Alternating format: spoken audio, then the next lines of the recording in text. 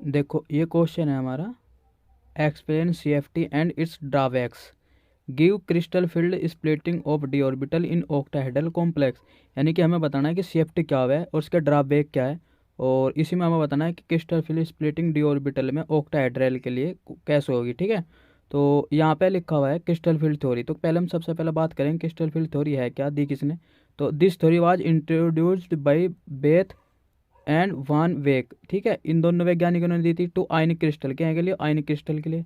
And is therefore called crystal field theory, इसी कारण इसे क्या कहा गया है, क्रिस्टल फील्ड थ्योरी कहा गया है। ठीक है, तो हमें याद रखने की क्या चीज़ है कि बेथ ने और वान वर्क ने ये जो है आयनिक क्रिस्टल के लिए इंट्रोड्यूस कराया था इस थ्योरी को। ठीक है, और इसी कारण से कहा गया क्रिस्टल फील्ड थ्योरी। तो इसके हम एजुप्शन देख लेते हैं, यानी कि क्या है एजुप्शन। तो the crystal field theory is base of the following assumption. तो कौन कौन से उस पर बेस है। नंबर एक, जो इसमें क्या होना चाहिए, the metal ion and ligands act A point charge and bonding between them purely electrostatics. यानी कि जो मेटल आयन होगा कॉम्प्लेक्स आयन में, और जो लिगेंड्स होंगे वे एक दूसरे के एक्ट करेंगे point two charge and bonding between them is purely electrostatics. तो इलेक्ट्रोस्टैटिक्स होगी इसके बीच में, जो बॉन्डिंग और चार्ज वार्ज होगा। ठीक है, दूसरा पॉइंट में लिखा हुआ there is no interaction between metal orbital and ligand orbital. जो आपका मेटल होता है उसके ऑर्बिटल में और जो लिगेंड होते हैं उनके ऑर्बिटल में कोई भी इंटरेक्शन नहीं होने का। ठीक है, फिर थर्ड पॉइंट में बताया the in the free metal atom और ion all the 5d orbital possess the same energy. यानी कि जो 5d ऑर्बिटल होंगे सेम एनर्जी के होंगे और वे डिजनरेटेड हो जाएंगे। Their degeneracy is destroyed by the ligands during complex formation. यानी कि जो डी ऑर्बिटल होगा मेटल एटम के बीच में, आयन के बीच पास में, वो क्या होगा, डिजनरेटेड हो जाएगा। किसके कारण, लिगेंड्स के कारण, क्योंकि लिगेंड्स कभी हाई और कभी आपके वीक और कभी स्ट्रॉन्ग लिगेंड्स होते हैं। इसके कारण कॉम्प्लेक्स फॉर्मेशन में जो आपका डी ऑर्बिटल होंगे 5d ऑर्बिटल वे डिजनरेटेड हो जाएंगे। ठीक है, और इसके इंपॉर्टेंट फीचर्स भी हैं CFT के, क्या क्या हैं। नंबर एक, क्या क्या होना चाहिए इसमें, a complex consider to be combination of central metal is surrounding by various ligand.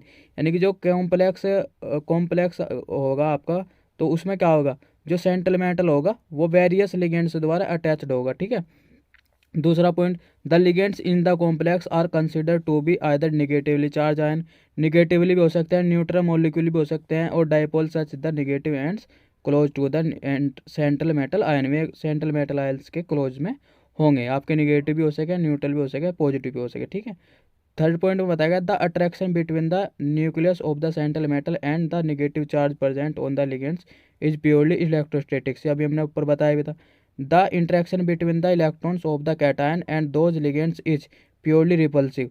The repulsive force cause the splitting is purely repulsive. The repulsive force cause the splitting of the d orbital is metal cation into two groups. यानी कि जो आपका इस वो D orbital है उसकी splitting हो जाएगी डी ऑर्बिटल की दो ग्रुप्स में। ठीक है, एक तो हो जाएगा D(x²-) -x² and DZ² orbital, इसे हम क्या कहेंगे, ईजी कहेंगे, हायर एनर्जी जैसे डुप्लेट कहेंगे। ठीक है, और DXY DYZ DZX ऑर्बिटल में हो जाएगा, इसे हम T2G कहेंगे, जिसे कहेंगे हम लोअर एनर्जी ट्रिपलेट। ठीक है, इसे लोअर एनर्जी कहेंगे, ट्रिपलेट भी कहेंगे। और फिर इसके बाद में बताया गया आपको this theory does not permit the electrons to enter the metal orbital.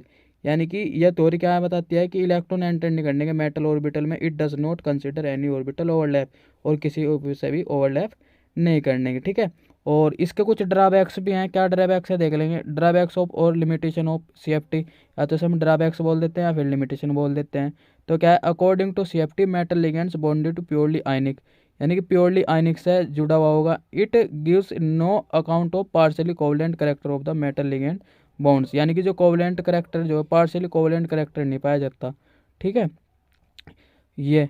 और फिर इसमें बताया गया this theory can not explain the relative strength of the ligands.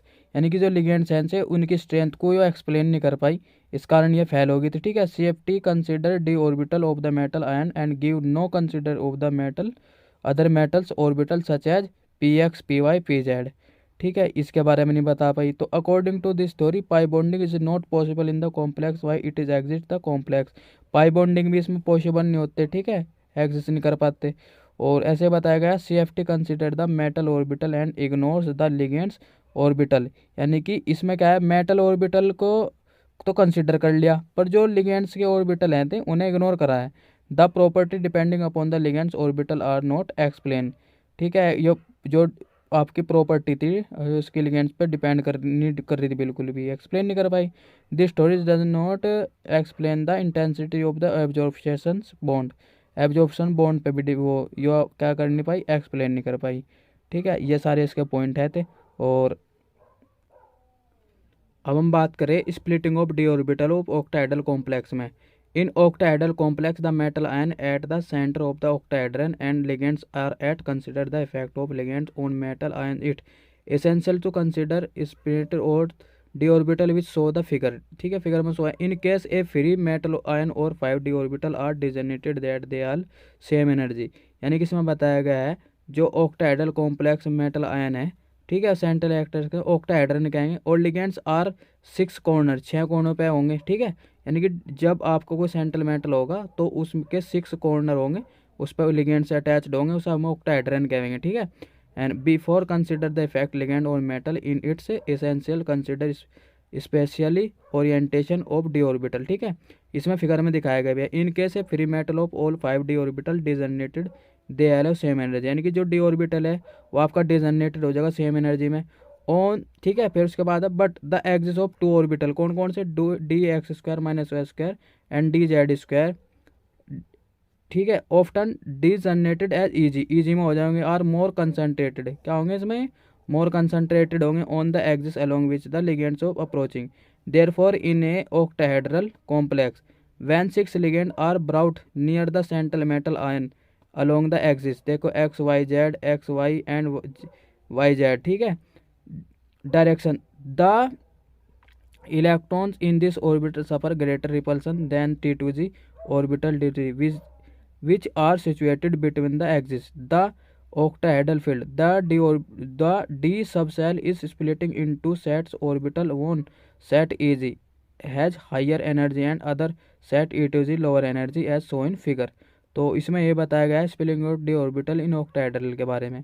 ठीक है, तो जो ऑक्टाहेड्रल होता है इसमें क्या होगा, एक मेटल होगा सेंटर मेटल, उसके 6 कॉर्नर होंगे, वहाँ पे लिगेंड्स अटैच्ड होंगे, और आपका जो डी ऑर्बिटल है वो डिजनरेटेड हो जाएगा सेम एनर्जी में x y, y z, z x में। ठीक है, और आपका d x square minus y square and d z square में ये आपका एग्जिस्ट करेंगे टू ऑर्बिटल में।